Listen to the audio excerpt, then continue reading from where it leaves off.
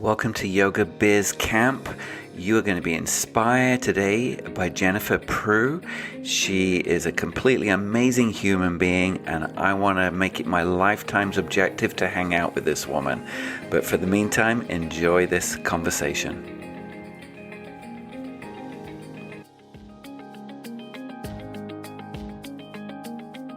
So welcome to Yoga Biz Camp. I'm super excited to have Jennifer Prugh with me. Welcome, Jennifer. Well, thank you. Thanks for having me. I'm so excited to have you here. You were introduced to me through our mutual friend, Nicole DeAndre.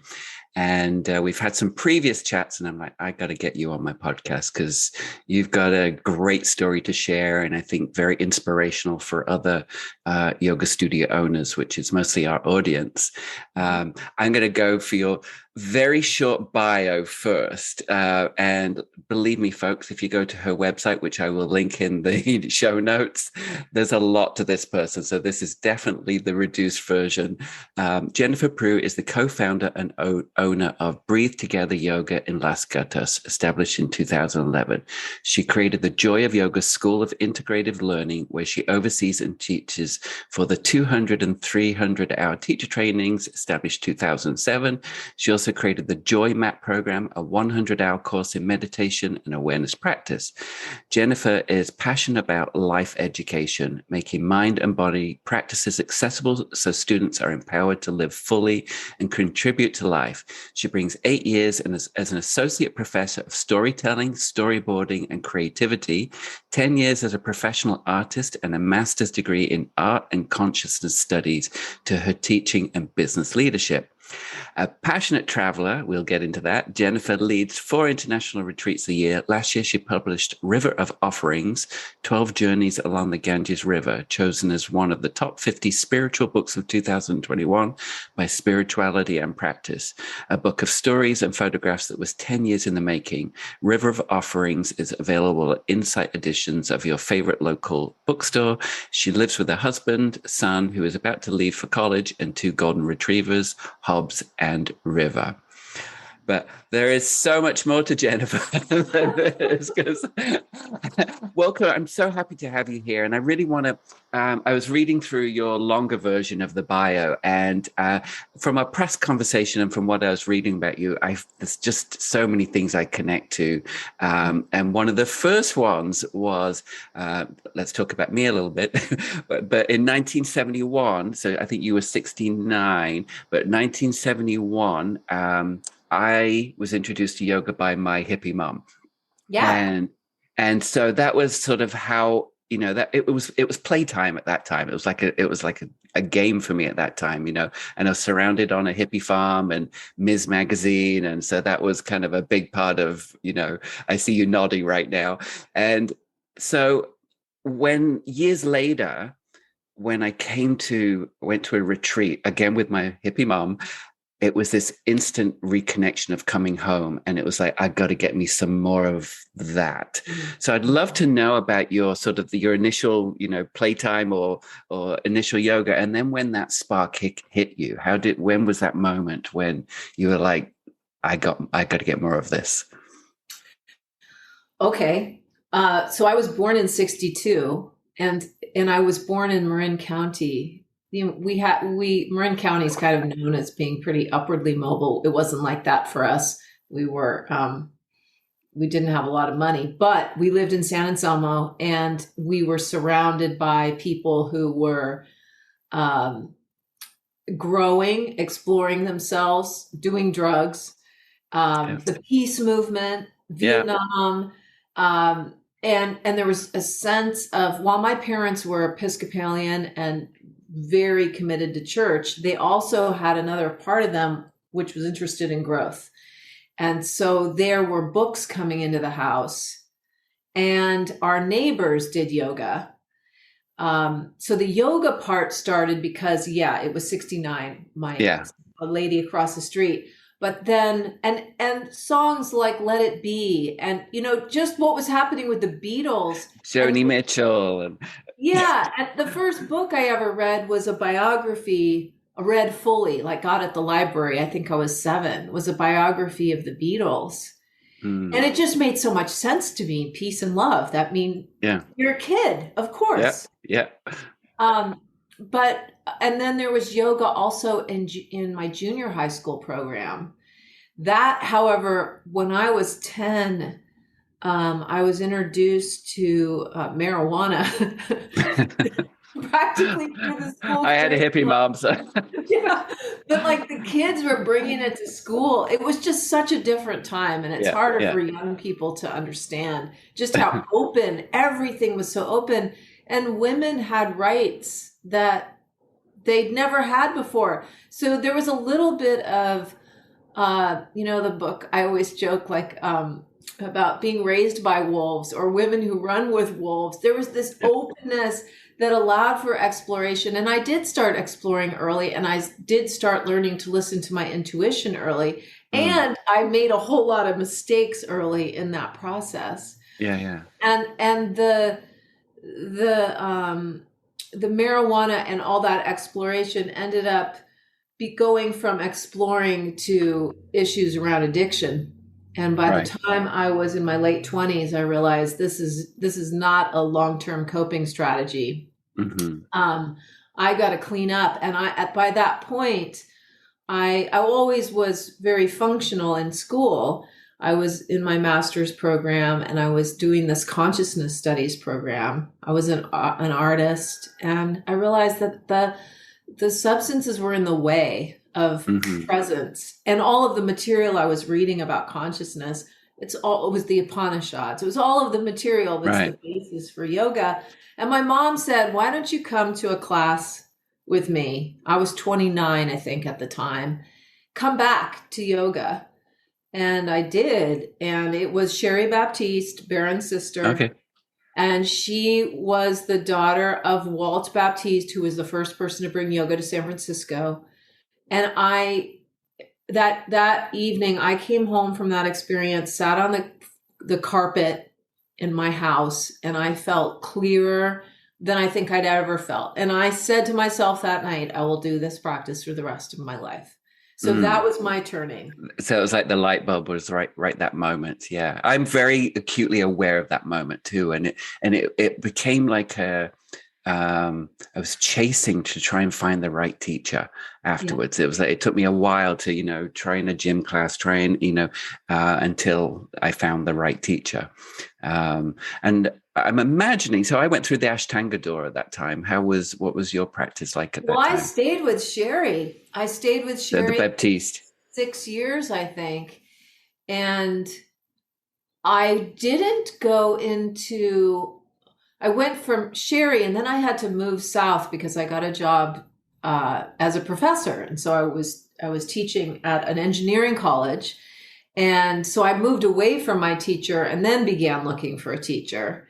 And I found Kent Bond in Willow Glen here in San Jose. And Kent really, the one reason I loved Kent was that he had a lot of humor.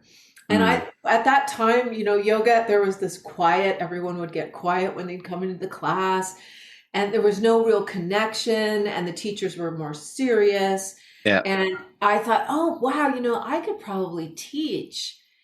Given his nature, I saw a way I could be a teacher because he was funny and light.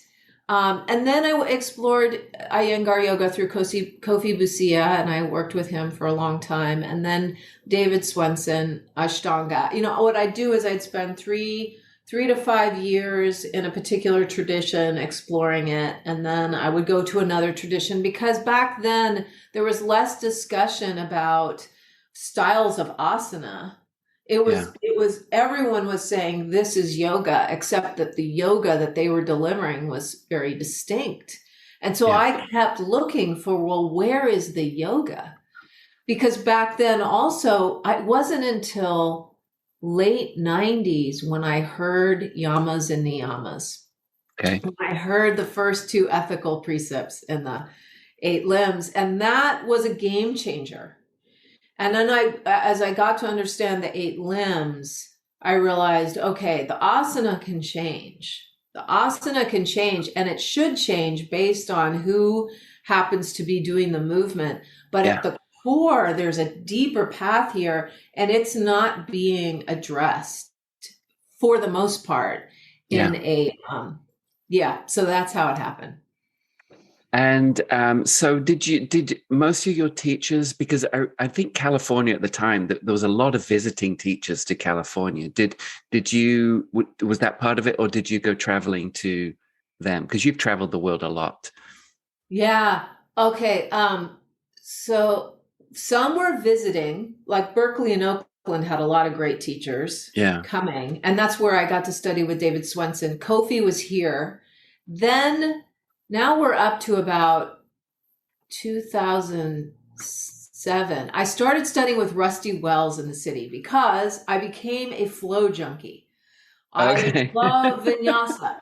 And actually, I can teach and have taught a variety of styles of asana, but it always comes back to flow and vinyasa. I can't help myself. Yeah. And I think it's the creativity of it. There's a dance element. Shiva Ray inspired me in the side of flows, because I mean she was just huge at one. She just exploded. For me, my path was Ashtanga.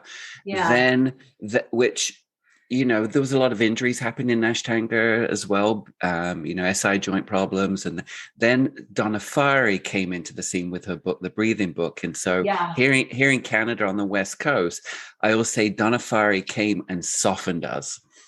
And she was amazing, and her books. All of her books are amazing. Totally amazing. And then Shiva Ray came in and just became this sort of dance. And I studied with her. I studied with both of them. I also studied with somebody that I saw on your website too, T.S. Little. I love T.S. He's such an interesting teacher. He makes the strange little noises and sounds when you're in the practice, but those noises actually help guide you into the poses, like little clicking noises with his mouth. And I would say of all the teachers, well, he's the one that I would still say that I study with him. He's been my longest teacher. And it's because of, when you look at learning styles, visual, auditory, kinesthetic, he's got it all. He does. His knowledge of the human body is outstanding, and his work with metaphor, poetry, and the integration of Buddhism and the practice, the yoga practice. That really, really worked for me, and how I began to understand mindfulness and meditation. And what I was doing was I was working in Silicon Valley with people who have really high pressure jobs, and I still do that. And so I began to do a lot of work around, well, what of the history of yoga is really applicable to these people's lives, so that I wasn't I was hoping not to betray the tradition, but at the same time make it accessible. And what I saw was that people are mostly heads on sticks, and that enlightenment, or this idea of leaving the body, was about the last thing anyone needed. And in fact, returning to the body, to the kinesthetic presencing of the body, seemed to be key. And T.S. was great for that. But that led me to India. That inquiry led me to India. And I went in 99 to teach, to work doing some consulting, but I didn't go back till 2007. And once I went back, I got the bug, and I went back and back and back. And I met all kinds of crazy people and scholars who were spending a lot of time there. And through them, I ended up at the Kumbh Mela, the giant 100 million people event that takes place over a month in February, and spent time with sadhus. It was great. And what I saw was all these sects, they all come together for this event. But they all have their own way of seeing their practice. What they had in common was the river. And the Ganges. And I thought, oh my gosh, this is so interesting that they are devoted to this body of water. And so that ended up becoming a book project. The book, And that has helped shape that story of the myth of Ganga, which can be read in the book I wrote.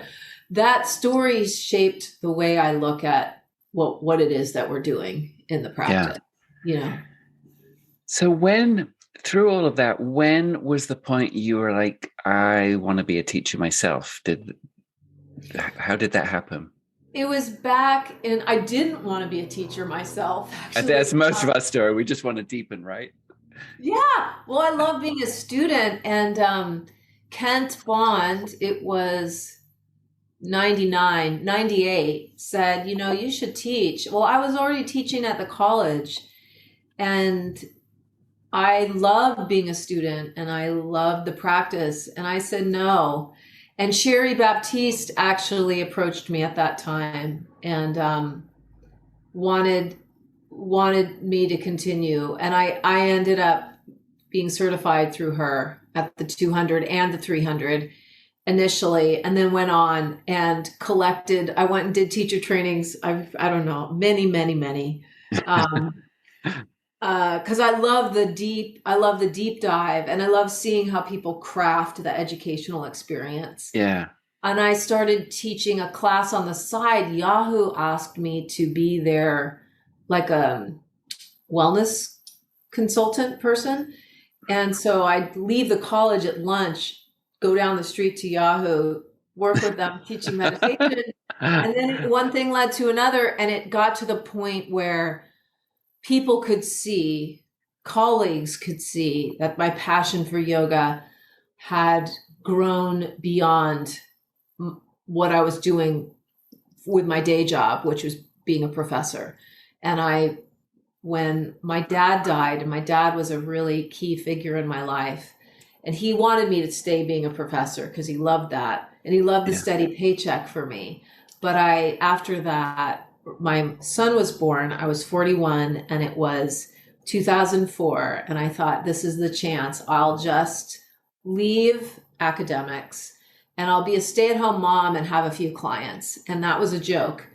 Very shortly, I ended up with many clients. And I was juggling my kid and teaching, and one thing led to another. And so how did Breathe Together Yoga Studio come about? So this is a business podcast. I want to kind of, what was that spark that took you to the place where you figured you could serve the community? Well, the last thing I ever wanted to do was open a big business. That's for sure. I mean, I did think, well, it'd be neat to have a little studio, like a one-room thing. Yeah. But down the road, because I knew I needed years of teaching before I would be ready for that. But one of my clients approached me. I had put in an ad that I could do yoga therapeutics with people with cancer, because that's how my father had passed. And he approached me. His wife had just had a second surgery. Breast cancer had gone to her brain. She was in her 30s. She was tied to a bed, and she could no longer speak or write. And I got in bed with her, and we slowly worked together.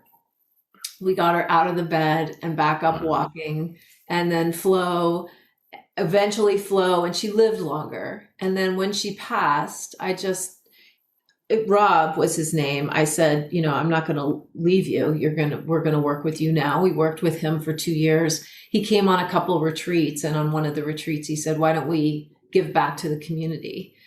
And so this was given to me. He put up just under $1 million.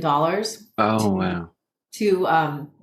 We found the right space, and we built a beautiful space, and that was in 2011 we opened. But he said, go ahead and dream it. But I had no idea. I first thought he was going to say, go ahead and dream it, and then we'll cut it down.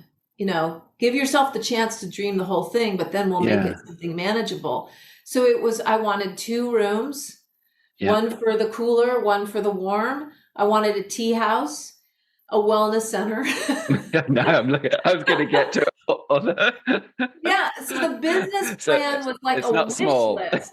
No. And it ended up being, we've been open. We made it through COVID. We've been open now 11 years. We had 600 members before COVID. We've served 25,000 people, I believe, individuals. We run 75 to 100 classes a week. We have a full wellness center and a full tea house, and we're open 7 days a week except for Christmas. So it's packed. It's a full. Yeah, it's there's a 37 contractors and 23 employees.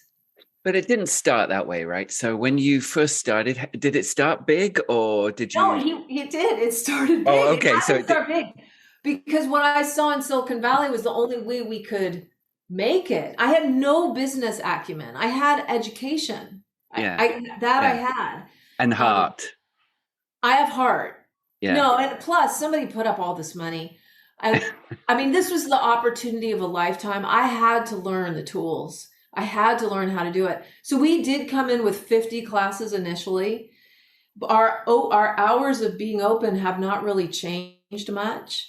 But I've poured myself into that place. And I'm still, even after 11 years, and especially after the last 2, I'm overseeing every communication that I've done.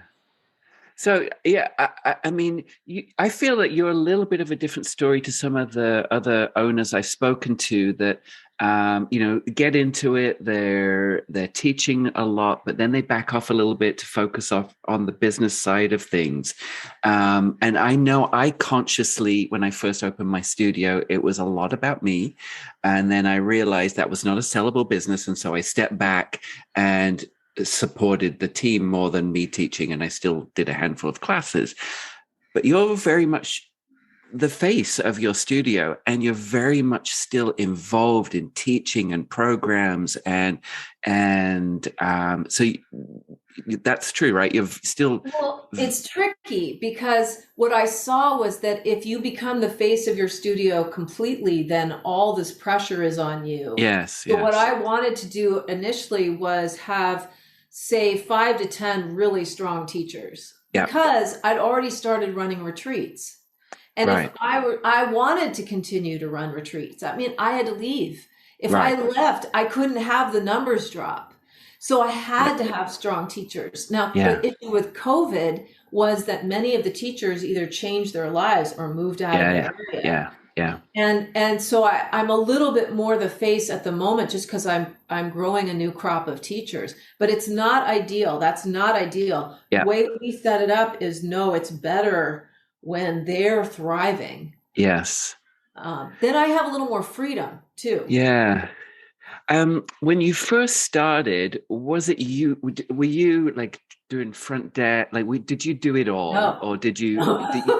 Okay, so the reason I want to ask that is because a lot of the people, I'd say 70% of the studios I'm working with right now, are either brand new studios or purchased an existing studio, which is a whole other thing.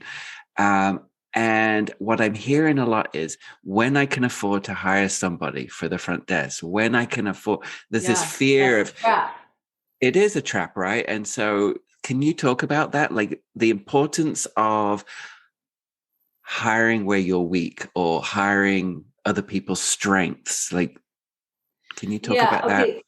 So first off, let me say this. Membership is critical. You have to have membership. Any studio not having membership, there's just too vulnerable. And what happened with us, we're talking about monthly membership, right? Recurring. Yes. Rob ran out of money and let me know the month before we were going to open. And so what he said was, you have to have 300 members. The day we open, you have to have 300 members to pay the rent. The rent at that time was $11,000 a month. 300 members. Now, I already was known down the street at a club. I'd worked there for a while. So I had already built my own personal mailing list, and they knew they could trust me. I had, the night before we opened, the 300th member showed up.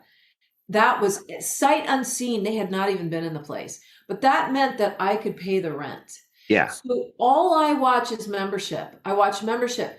Ideally, class packs, drop-ins, and anything else we do happen. It's membership that pays the bills.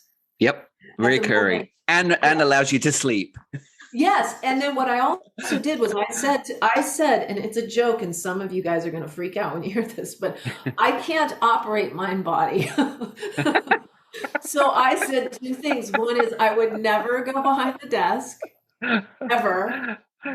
And two, like I brought in a manager early on. Yeah. That membership paid for that manager. That manager oversaw. Over time, I've been able to add managers. Yeah. So that's Yeah. where actually my my expenses have gone up because we've had to add really good specialized people. But Yes. initially, I couldn't be that person or I would just die. And so imagine right away you put systems in place and operation procedures. And because Yeah. again, a lot of owners will wait till it's kind of middle and then they realize, it's all in my head. And I mean, no, right at the beginning, let's get this down on paper so that if someone else steps into that role, there's a procedure. It's down. Yeah. And actually, with systems and processes, the way that I look at that is any issue that I might have personally with someone that I work with, I don't treat like a personal issue. I look at our processes. So let's say someone is excessively emailing. Let's say it's a teacher. This happens to be happening right now. Excessively emailing. So what I've got to do is go back to my processes and look at, have I spelled that out clearly? I'm always refining my processes. Yeah. That way I don't take stuff personally. Yeah. I don't get into an individual thing with them. I consider it a fault in our processes or the communication. I love that. My when I had my studio, I had a business coach, and one of the things she said about our operating procedure book is that it's a live document. It never ends. Yeah. It's like things change, new things come up, and then we just change it and read it. But literally, we would scribble in our manual, and then maybe every 4 months we would update the manual or something like that. But it was always a live document that never. And we go back over our manuals every September. Yeah. We review all of our manuals to see if there's anything that needs to be updated. So we've scheduled, really reviewing and refining. Yeah, completely.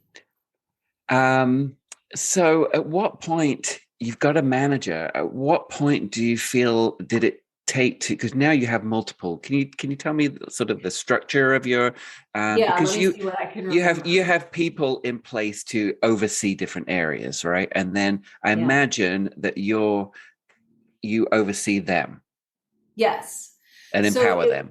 Yeah. In at the beginning there was just the one, and then it was probably about 2015 when we were able to add a second. So the front desk manager, there was always kind of a front desk manager, but man, talk about processes that were a mess. I mean, if anybody that's new, that has to have been spelled out well in writing. I would just hope that a new. And are you talking about sales scripts and all of it? Pricing, pricing, retaining members, the way you communicate when they want to cancel their membership or pause. All of that laid out in a really cool way. So I think front desk manager we added, and then where we are now, I can tell you that over the time we've added, we have someone who handles now. I should say this, because it's still small enough that I can change out the roles based on the talents of the humans that I have. So I don't have these boxes, and I don't say, okay, you go fit inside that box. I say, wow, what are you good at? All right. And I move the different areas that we have to address around to the talents of the people. Okay. Follow? That's really great. So at the moment we have one who handles payroll and overseeing all the managers. Yep. And she's our business manager. And then we have another one who oversees Zoom, which wasn't a thing, right? The virtual. Zoom, all the tech. And she is studio manager, which means she oversees front desk. Okay. I have a front desk manager. Then I have a retail manager because we have a store in there. I have a marketing manager. She does all our social media. And then I have a second one who does research. and marketing, like videos. And then I have a teahouse manager who oversees that staff. So there's two, and who, ironically, not that this is any relevance to this, but they happen to have been best friends since they were 5. So they work well together. Oh, okay. They oversee everybody else. Yeah. And that's a lot, but it means that they all know what lane they're driving in. Yeah. And 2 of them, for what it's worth, like some of ours are salaried. Our main managers are salaried. Yeah. And over COVID, I really felt like, especially in Silicon Valley, it's so expensive to live here. So we created a 401k for them. And if in my wildest dreams, I'm going to be able to get to a point where we can offer medical insurance. We're not there. Oh, yeah. That's amazing. And, because I think a lot of COVID did show up for a lot of teachers, especially, that they basically have no rights to anything, as a contractor. And that really did show up, that they couldn't get on unemployment insurance. There was all sorts of things. Here in Canada, we definitely had that.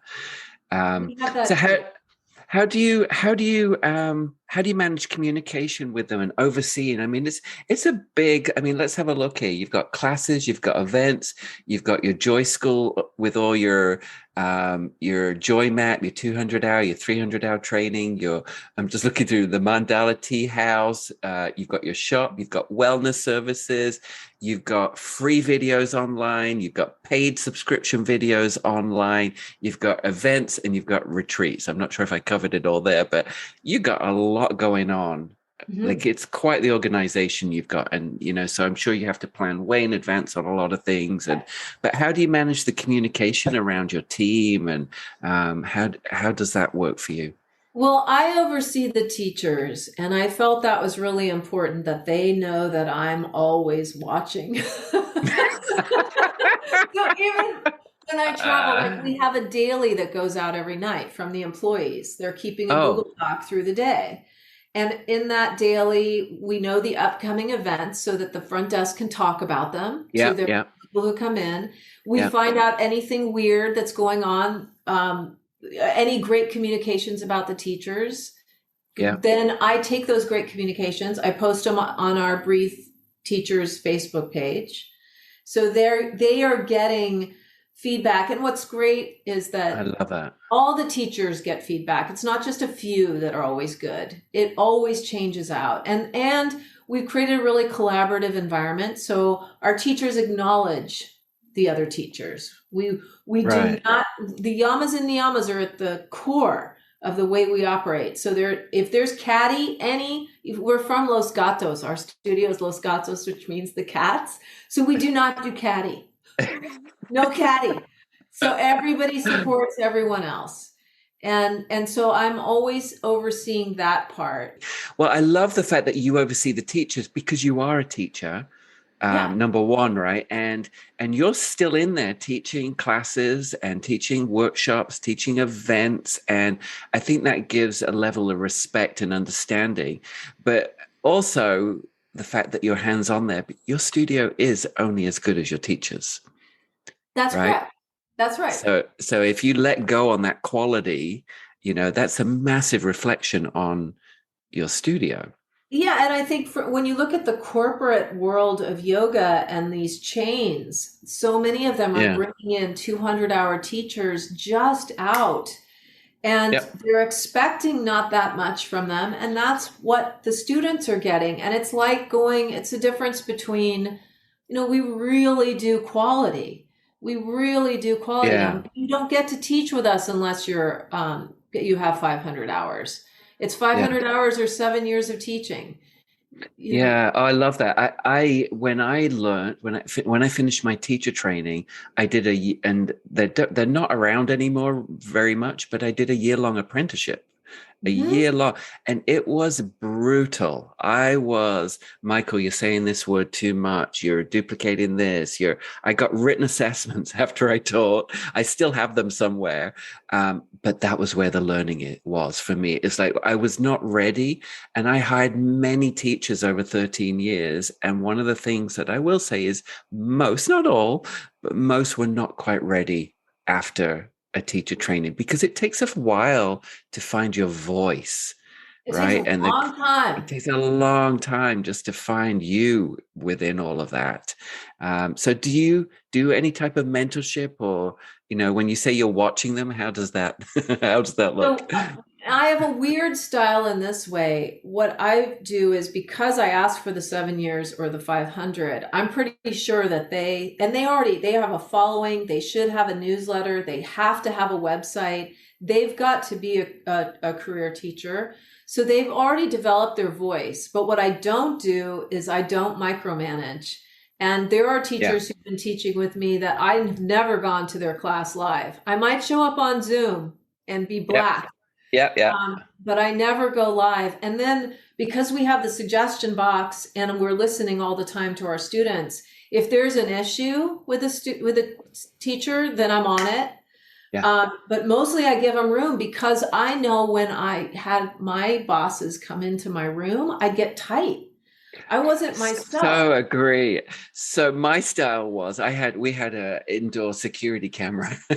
And Oh, so so I would tell them, but I would say, I wouldn't be there for their first classes, because that would just, like, they would go tight. They wouldn't be themselves. It would be their worst class. But I would watch on the video camera, and that would be just a lot easier than me being in their face, so that they could be more yeah. themselves. And I also, we don't talk about this a lot, but I always hired a lot on gut instinct too. It's just like I totally. you just know. I'm going to jump here, mostly because I did a big fluff up in my edit, so it seems like the right time to jump in and have a little quick word in this awkward edit. Anyway, one of the things we're about to talk to Jennifer about is passion. And I serve three types of studio owners. There's the brand new studio opening up. There's the studio owner that is purchasing an existing studio, and then there's the studio owner that's been around for a while. And what I'm seeing, a common theme needed in running a successful business, is two things: having passion in what you're doing, and then having the systems in place that allow you that space to have the passion. And the passion drives the business, so it's kind of like a cycle. They all work together. So if you are one of those three people, and know that you have the passion but don't have the systems and operations and procedures in place, this is what I do best. So please feel free to reach out, and let's have a quick free call. And you can do that by going to yogabizcamp.com. And there's a little video on the homepage. Just go to that video, fill out through a few simple questions, and that'll lead you to having a quick, no strings conversation with me to see if I can help you thrive. And even if not, you'll get a few tidbits out of our chat together, I'm sure. So head over to yogabizcamp.com, and let's head back to the amazing Jennifer. Can we talk about your additional things that you do as add-ons now? So you're doing your retreats, you're doing so you find ways to generate additional revenue, but I feel like they're also passion projects for you. Well, they are. And actually, if I'm not passionate about the thing I'm doing, it's not going to last. Yeah. So now I'm passionate about a lot of stuff, but even when I create classes now for myself, I have to really ask myself, listen, how long do you really want to be doing this, Jen? Travel has been something that has been consistent. I started leading retreats in 2004, and that has grown. So right now it's a little bit more than 4 international trips a year. So the travel, though, the way that my partner and I, because money was so tight in the first few years, we structured it so that where I make money for my family is on trainings and retreats. So I've kept my salary low, actually, to keep the business money and to feel a little bit what it's like to be like a normal teacher, right? But then I would rather reward myself with good attendance for a workshop or for a training or for a retreat. Do it that way. So I've earned it. I've earned the right to party. So those are all extra. The workshops since COVID, it's been a big question because so many of the big teachers that we had, like Tia's, they may not yet be traveling. And do people still want to do workshops? I don't know what's going to happen with workshops. But trainings, now that we have Zoom, I think that they will continue. And retreats, people are ready to move. I had a meeting with our friend and fellow consultant Nicole DeAndrea yesterday, and I said, I've got Jennifer on my podcast tomorrow. What question would you want to ask her? And it leads back to what we just spoke about there. She said, I would want to know how she stays passionate after all these years in the business. I have to be willing to grow. So I'm working with this right now. I just turned 60 last week, and congratulations. I saw that on your Thank you. And I think, oh my God, people retire at 65. Am I going to do that? Well, probably not. I'm probably not. But do I care about hammering out my handstands anymore? I don't know. I don't know that I do. I still love arm balancing and I still love a good flow, but what do I really care about? I care about changing people's lives. I care about providing the tools that really shift the way they're interacting with themselves and other people. And so then what I have to do is I have to listen inside to myself. And then once I've heard, like, for example, I'm really interested in creativity right now again. The creativity that comes out of meditation, out of mindfulness. How do we express what can be so hard to express in words? Okay, well, if I begin to introduce some creative practices at the studio, will people respond, or are they going to freak out and think this is just weird? That's where I get hooked up is, okay, I think I've heard the next step. Now I've got to be courageous. Mm-hmm. Now I've got to say, hey, you guys, I think we're going to try something here. Not every time we try something, it works, but it is absolutely guided by my relationship to my inner life. And I think that's the difference in the business approach, is that I have people running the numbers. I have a great accountant. I have people taking care of, they know what their goals are for membership, but that's not really my business. My business is to stay passionate and directed on what is it that we're bringing to them that has true, meaningful value. The business is in service to that. Yeah. So, I mean, you're teaching with passion, and then the business thrives because of that. And I got to say, when you're passionate about something, I always found that, my mum passed away from cancer, and I got involved in the local hospice because of that, because I just saw that there was these amazing human beings out there. And so I became vice president for the hospice. I was there for 5 years, but I did fundraising at the studio, and we raised $40,000 over, I think, 10 years just for the hospice. But it was my passion for that cause. And then, the next owner came in, and those projects didn't work because it wasn't his passion. He had to find his own passions. But I think when you lead with passion, your students come with you for the journey. I think because they feel it right there.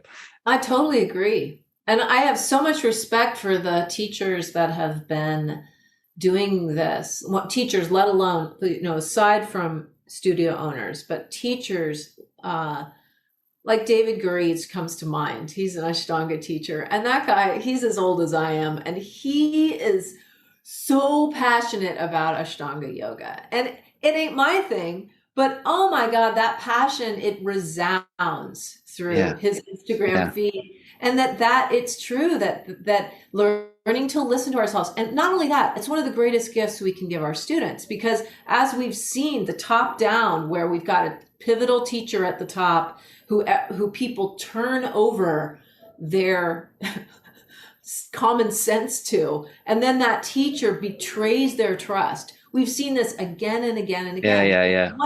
What's the value of that? The value is to learn to listen internally. That's what the whole practice is about. So I'm an example of that. Ideally, I've got to listen. Sometimes I've got to listen and be patient, because it may be a while. I just got to do my practices and keep listening.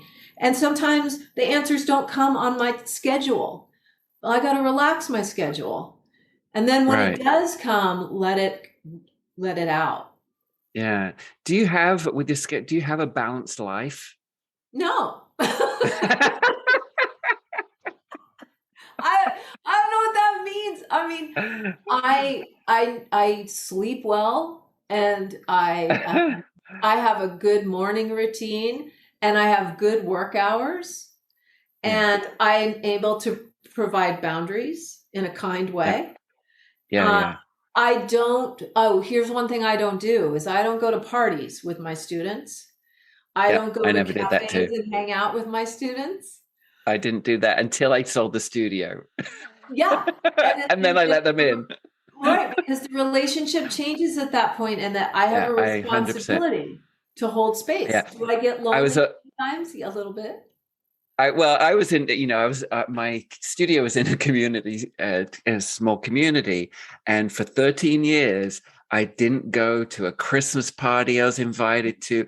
I didn't go to anything. I'm like, my students don't want to see their yoga teacher or studio owner drunk next to them. It's like just, and already, if I run a retreat to France and there's wine tasting, that's different. That's another matter. And we all discuss it.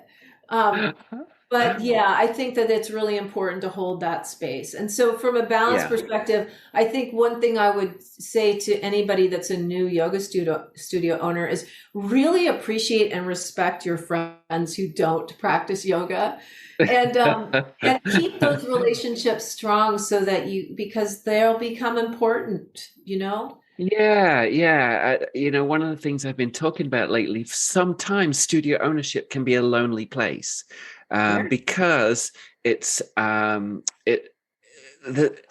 even husbands don't really quite understand, or wives don't understand, or like it's, that's why I find even, when I consult with, my studios, it's like, I almost feel like I'm part of the team, because it's somewhere they can vent and express their worries. And, it's not always about the damn KPIs and the numbers and all of that stuff. Sometimes it's like, how do I deal with these situations with these teachers? And when you don't have that support, it can be tough, because you've got to figure it out by yourself. And I love the fact that you've said already how you have hired for things you don't want to do, like the damn mind body and the marketing and all of that. Like, you're very clear. This is not what I want to spend my time on. I'd rather be painting. I've got a little list of your things here: ink paintings, mosaics, acrylics, photography. Like, you'd rather. I wish I did those as much as I wish I did those as much as I love them.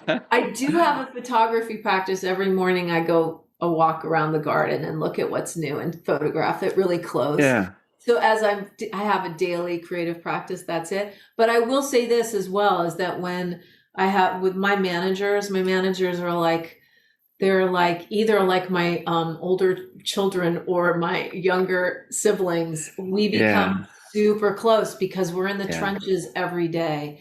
And I would never, ever bring someone into that position that I didn't trust entirely.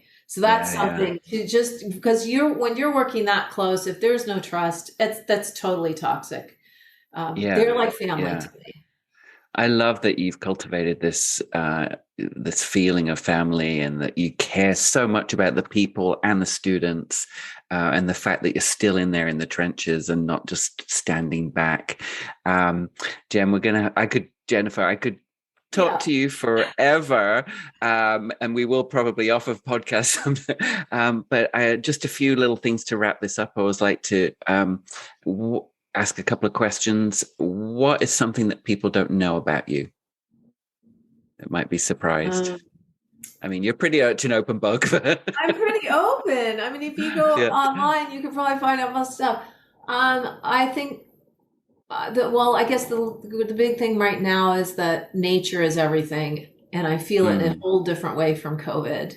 And if I could do it again, I would end up as a naturalist or a biologist or something, I think.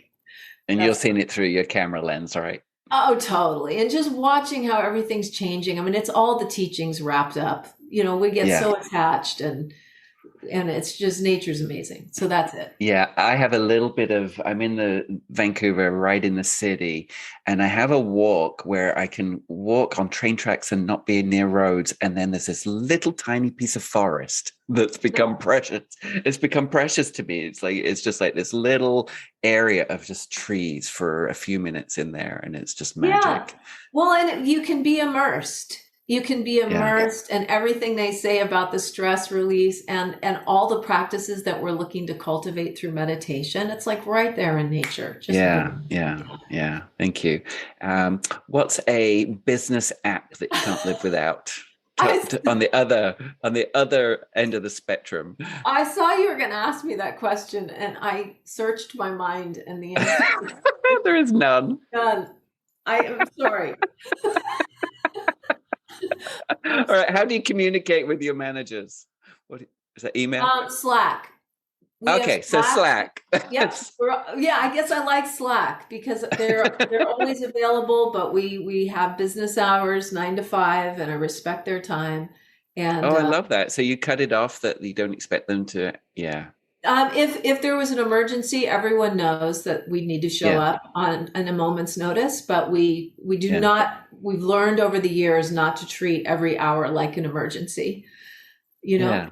And we have one meeting a week on Wednesdays. We try to handle almost all the business on Wednesdays, the big things. Okay.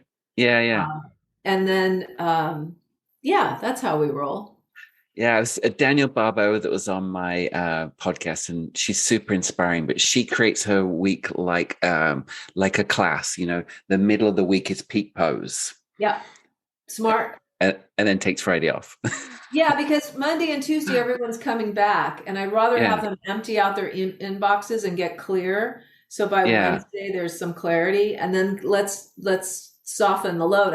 I'm wanting to get to the point where they have 4 days on, 3 days off. We're working toward that right now. Nice. Yeah, because I think that's the move that's happening in our country. Yep. It's going to take some time, but I would like to be on the forefront of that. Well, I think you can make that happen. Yeah. Any personal apps or websites that you love? No. I love I'm trying. I mean, I like stuff where there's creativity. I'd rather paint and then occasionally put up some creative process on Instagram. And no, I'm not going to pursue that. I'm not going to pursue that one anymore. I'm going to take your word. Yeah. Sorry, Jennifer. Hey, I take it. I love it. I just think you're amazing. I just think you are passionate, and I think everything you touch seems to just work. It seems that way, and I think your team's very lucky to have you as a leader. I'd like to know how can people find you, and also I think how can they buy your book? All right. Well, let's just say. One thing I love about you is that you're really easy to talk to. So thank you for making me feel so comfortable. Thank you. Thank you. This with you is because you're so comfortable to be with. Oh, thank you. You can find out more about the studio through breathetogetheryoga.com, and you'll see the whole thing there. And then me personally, it's Jennifer Prugh, Prugh.com. And the book, you can find the book at probably your local bookstore, but also, the dreaded Amazon. It's there, and it's there for less. And then lastly, I'm the president of the Tibetan Children's Education Foundation. And we sponsor, I have to just say this one thing. Yes, please do. You have a project where you're giving back as a yoga studio owner. Yes. At least one. Every month we change our nonprofit out, but what's consistent, and everyone knows that I care deeply about children of Tibetan refugees because so many of our practices come from them. So how can we offer back what we've been given? Find a way to do that. Yeah, I love that advice. That was a big part of my studio, was giving back. And I think that you're right. Every studio should do it in some way. Jennifer, I will make sure I link to all of those things in the show notes, and people can check everything out. So I want to thank you for your time. I really again, I think you're an amazing person. I appreciate your time. Thank you for inspiring other studio owners, because, it's not an easy path to choose always. And I just think, people like you make it a little bit easier for other studios that things are possible. Yeah, everything is possible. Yeah. Thank you so much. Thank you so much. Thank you. Bye. Bye. I feel so blessed to be able to be in a position to meet such incredible human beings, let alone incredible yoga studio business owners. I would love to keep in touch with you. Please give me a follow on @YogaBizChamp on Instagram. You can also find me on Facebook and LinkedIn underneath Yoga Biz Champ too. And if you want to get going and rocking your business, go to yogabizcamp.com, not to be confused with champ. And last but not least, if you've enjoyed this podcast, please help us out by supporting us by, first of all, subscribing to our feed on whatever podcast platform you're listening to us on. And also, please give us a review. You can click the stars, give us 5 stars. We would love that. And also a review if you're getting anything out of this. Until next time, thank you for listening.